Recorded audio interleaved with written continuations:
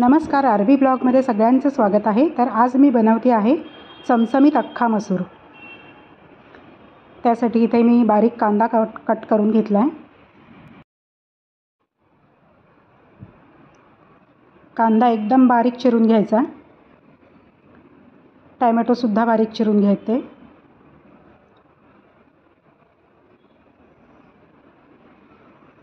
कारण कांदा आणि टोमॅटोचीच ग्रेव्ही बनणार आहे। मी वाटण वगैरे काही वापरणार नाही आहे। एकदम सिंपल पद्धतीने अख्खा मसूर बनवणार आहे। 7-8 लसूणच्या पाकळ्या ठेचून घेतल्या।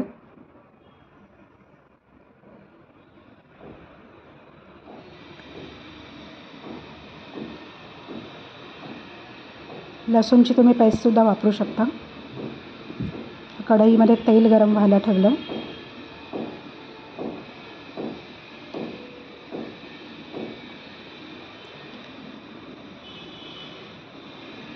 तेल तापलं की त्यामध्ये ठेचलेल्या लसणाच्या पाकळ्या घालणार।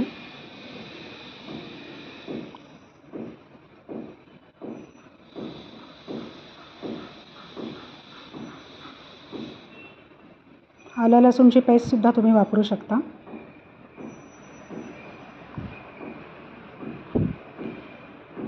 लसूण थोडासा तांबूस रंगावर आला की जिरं आणि मोहरी घालून घेते।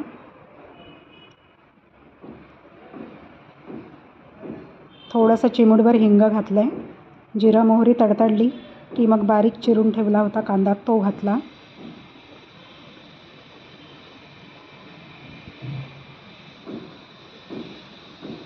आता हा कांदा लालसर गुलाबी होईपर्यंत परतून घेता। कांदा लवकर शिजावा यासाठी थोडंसं मीठ घातलं त्यावर वरून। मीठ घातल्यावर कांदा लवकर शिजतो।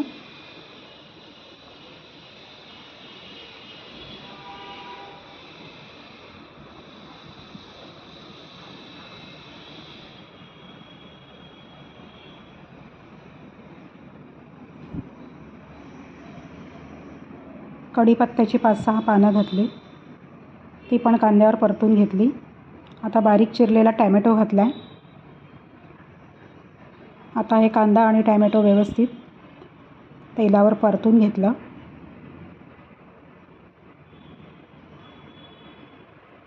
आता यावर सगळे सुके मसाले घालायचे आहेत। पाव चमचा हळद घातली आहे। चमचाभर तिखट घातलं।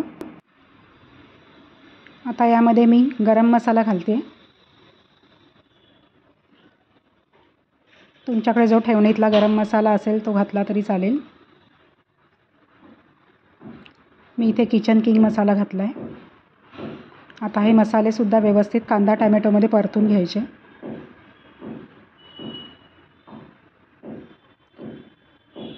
हे मिश्रण थोडं कोरडं आहे म्हणून मी थोडंसं पाणी घालते। कारण कांदा आणि टोमॅटो व्यवस्थित शिजवून घ्यायचे। याचीच ग्रेव्ही मी बनवणार आहे। कारण वेगळा मसाला वाटण मी यात वापरलं नाही आहे। यावर झाकण ठेवून हे आता व्यवस्थित शिजू द्यायचं। पण कांदा टोमॅटो व्यवस्थित मिळून शिजून आलं की त्याचीच ग्रेव्ही बनते। वाटण नाही वापरलं तरीही मग चालतं। सगळ्याच भाज्यांना मी कांदा खोबऱ्याचं वाटण नाही वापरत शक्यतो। आता कांदा टोमॅटो छान शिजलेला आहे व्यवस्थित। टोमॅटो थोडा कच्चट होता त्यामुळे शिजायला वेळ लागतोय।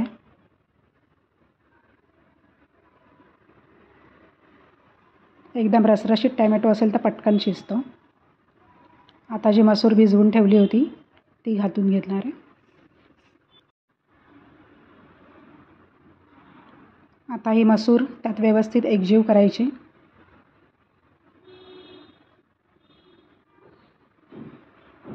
मसूर पटकन शिजते।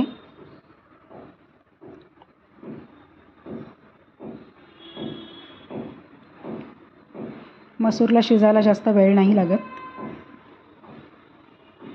शिजण्यासाठी मी अंगाबरोबर पाणी ठेवलं आहे। जास्त पाणीसुद्धा नाही घालणार आहे मी, कारण मला जास्त पातळ भाजी नाही करायची आहे।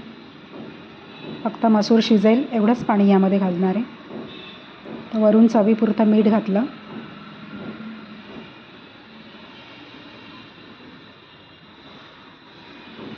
आता झाकण ठेवून एक 5 ते 7 मिनटं शिजवून घ्यायचं. मध्ये मध्ये उघडून चेक करायचे मसूर शिजली आहे की नाही.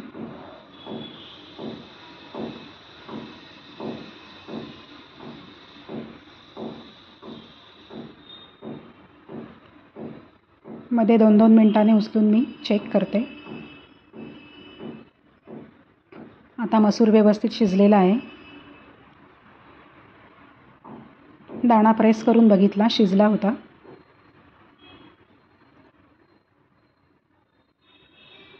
थोडं 2 मिनटं वाफ काढली. आता आपली अख्खा मसूर भाजी तयार आहे. कोथिंबीर घालून सर्व करायची. खूप छान आणि टेस्टी लागते ही भाजी. आता या भाजीसोबत खाण्यासाठी भाकऱ्यासुद्धा बनवून घेतल्या. तसं गरम गरम चपाती किंवा फुलक्याबरोबर सुद्धा ही भाजी छान लागते. पण आज मी भाकऱ्याच करणार आहे, कारण ही भाजी मोस्ट ऑफ भाकऱ्यांबरोबर खूप छान लागते. तुम्ही अख्खा मसूर कसा करता, मसूरची आमटी कशी बनवतात, मला कमेंट करून नक्की सांगा.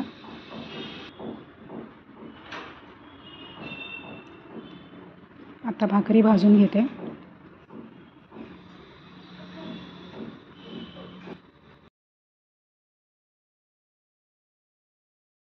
एक बाजूने शेकल्यावर उलटी केली.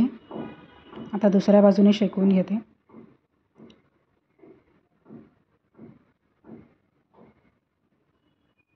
दोन्ही बाजूनी छानपैकी शेकली की काढून घ्यायची.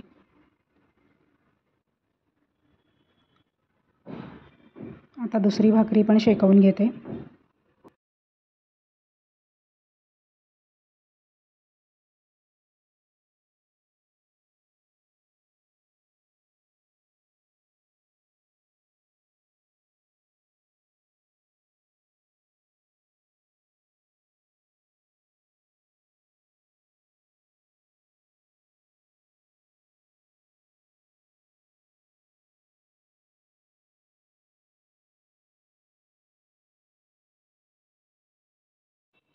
तर भाकरी पण दोन्ही बाजूनी शेकवून घेणार व्यवस्थित.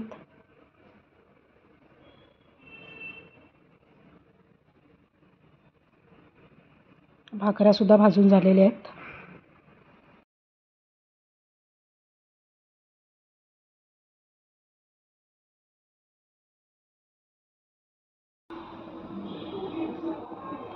चला तर मग मंडळी, आता आम्ही बसतो आहोत जेवायला. व्हिडिओ आवडला असेल तर चॅनलला लाईक करा, शेअर करा आणि चॅनलवर नवीन असाल तर सबस्क्राईब करा. पुन्हा भेटूया नवीन व्हिडिओमध्ये. तोपर्यंत बाय बाय.